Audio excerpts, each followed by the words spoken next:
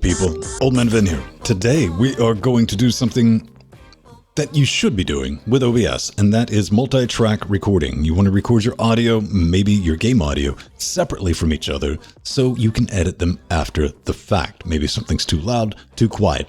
Doubly so if you're doing something kind of like what we're doing with a couple of people on a show. You want to have their audio separated. Now, this way, I'm going to show you how to do it with just OBS, Pulse Audio, maybe a USB mic and a sound card for like a two-person chat, like if you're interviewing someone, or if you're using OBS to like play a game and you're doing commentary over it. Maybe you're too loud or too quiet. This will give you the ability to go back after the fact, words, they're hard, and edit it. Relatively simple, so let's get to it.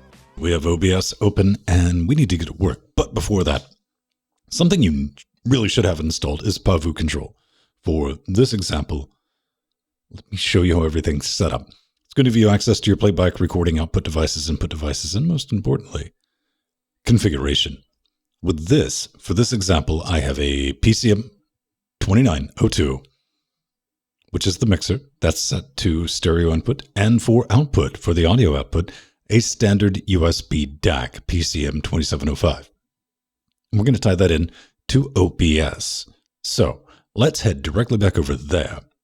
And we need to add a couple of sources and some setups. Now, out of the box, here's the way I like to do it. Blank slate with settings under audio. With all the devices, I keep everything disabled out of the box because I like to add my sources independently for each scene. So I don't have like a blanket audio channel of anything. But what we need to do is we need to add a vocal channel and we need to add a music or secondary audio channel. So to do that, let's start out by adding a Pulse Audio input capture source. We're just going to call this vocal. And we will select our USB mixer. So now I'm showing up. That's brilliant. That's beautiful. That's sexy. Now we need to add the USB sound card. So we will do audio output capture and we will just call that music. Name it whatever you want. Name it Bob for me. We'll add our USB stereo audio DAC analog stereo because easy. That's it.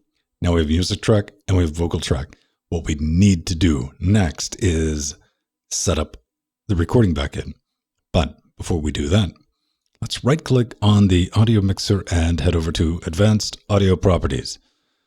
Because you will see OBS likes to do this, selecting all 6 tracks for all the things which we do not need. A couple of things you want to keep in mind. If you're going to be streaming, as opposed to just recording, make sure you keep track 1 selected for any audio device that you plan on using, because what that will do is make that stereo pair go out to YouTube, Facebook, Twitch, and the like. But for the additional tracks we're going to be using, we want those separated. So for music, what I'm going to do is select track 3, and for vocals, I'm going to select track 4. That's part 1 of this 2-part solution, but we're halfway there. So let's close that and we're going to go to settings, output.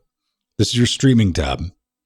Like I said, if you're going to YouTube, Twitch, and whatnot, your default by default will be audio track 1, which will be any audio source. So you can keep that as it is. It won't hurt anything if you're not using it. But for recording, a couple of things we have to keep in mind. Most importantly is our container format, because in order to record multiple individual tracks for audio, the container has to support it.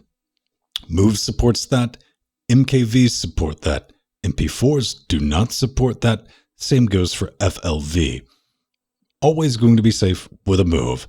That's what I like to use. And for the video encoder, I'm using NVEncode because I have NVIDIA 2060. I'm using libx265, the HEVC, with a little bit of salt and pepper in the video encoder settings, you can use H.264, 265, whatever you want, really. And for audio, I have that set to 1536, which is the standard bitrate for a 16-bit WAV file. And speaking of that, for audio encoder, you do want to select, and this is another important thing, lossless audio, because you're going to be working with this later and you don't want to recompress something that's already compressed. So I've selected PCM 16 LE, which is just 16-bit WAV. But what we need to pay attention to is audio tracks. I have tracks 3 and 4 selected, like I had selected in the advanced properties in the mixer earlier. So make sure you have that set. Make sure you have a container that supports multi-track audio, be it MOV or MKV. And for video encoder, something that you can use. NVEncode, if you have NVIDIA, standard X264, 265 will work as well. I will click apply and 3 and 4 is selected. Just to double check, let's go back into the advanced audio properties and we have 3 for music, 4 for vocal. We should be good. Do you want to get the party music playing? We have VLC. So let's start that up. And we see our music's playing. Independently of vocal, but you're probably used to that because you've set up an audio sync versus a vocal sync before. The difference is going to happen once we start recording. You can see the music is way too loud. So we need to bring that down quite a bit.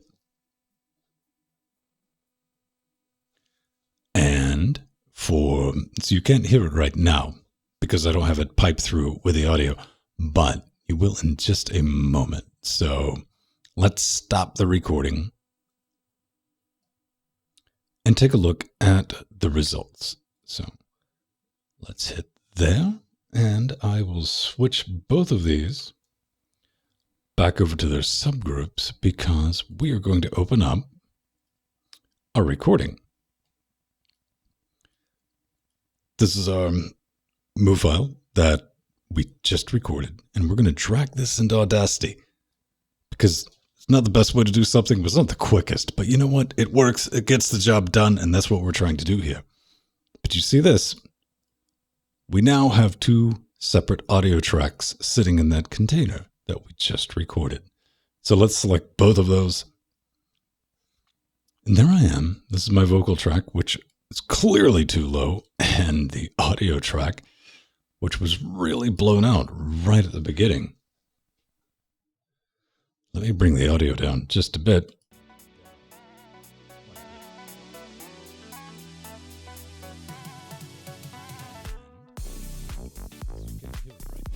It's not too bad. It's definitely blown out just a little bit, and my audio is way too low. This is the brilliance of it, though, because we can fix this. 23 would be too much. So let's bring up 20 dB and bring that down quite a bit. There's my vocal track, and it's working just fine. And we can see, try to be careful not to destroy anyone's ears. This, when we first started recording our audio. Now, if this was a stereo pair, we just recorded everything together, I would have just lost my vocals. That recording, that first 7 seconds, 8 seconds of pure magic, I would have said something brilliant and sexy, and it would have been lost to the ages. But when we record this way, we can go back and fix it after the fact. So that right there, the one time this saves you, makes it all worth it. So we will have... Yeah, you see, that's just like way too loud, right? You couldn't even see if we can even hear myself. We start recording. You can see the music is barely. So let's take that down. Let me say 20. We start recording. You can see the music is way too loud. So we need to bring that.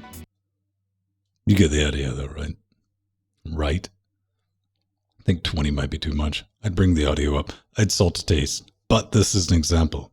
And once you have these tracks together, what you do is just highlight everything, and we've just mixed this down to a new track.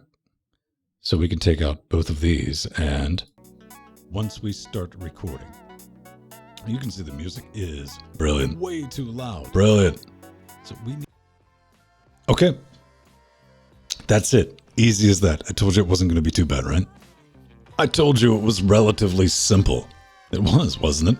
If you are familiar with OBS, at the very least, looking at that might have given you an idea or 13. It's going to be brilliant. Use it to make everything that you do just a little bit better. And let me know if you have ideas or suggestions or a better way to do it, because it's just the Vin way of doing things. It's the LGC way of doing things, not necessarily the best, but it does in fact get the job done. So, go make some cool things, everyone. And as always, thank you. Beautiful party patrons, patreon.com/Linux Gamecast. You are the ones making this possible. Isn't that right, Frank? Frank knows it's right.